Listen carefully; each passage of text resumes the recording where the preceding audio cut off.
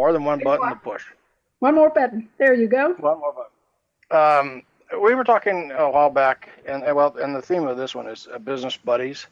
And one of the things I wanted to share with you is some models of consultation.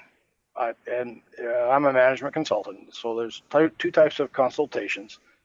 One of them is project based, and this is essentially the client has diagnosed the problem, identified what the solution is, determined that they don't have resources, and they go out and look for somebody to fill the resources. This would be like hiring training. The other project-based one is what Edgar Schein calls the doctor-patient model. They know they have a problem. The client knows they have a problem, but and there's some sort of symptom, but they don't know what the problem is. So they hire someone to come in and diagnose, prescribe, and administer a cure. The second type is advisory services. So we have project-based activities, and we have services, which is usually, and like it says here, to help perceive and understand and act upon the events. So they may not even know they have a problem, but and the purpose of the consultant is not necessarily to provide a solution, but to help the client understand uh, what is going on.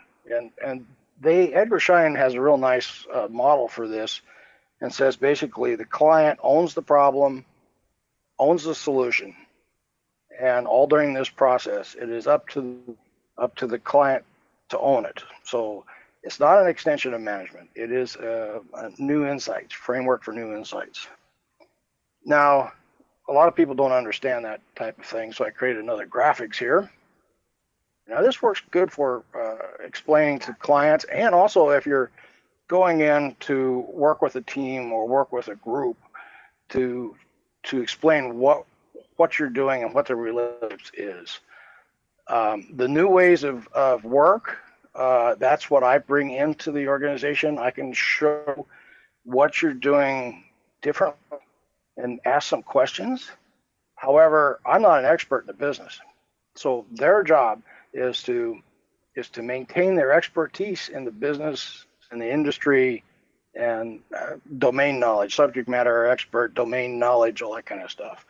But together, we will interact with each other and address the issue that's under investigation and perform like plan, do, study, act cycle, which is actually a learning cycle, to solve the problem. We both learn something along, and we also solve a problem at the same time.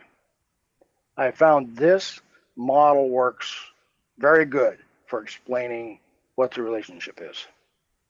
Well, Dave, you have anticipated what I'm going to ask as our question for next week.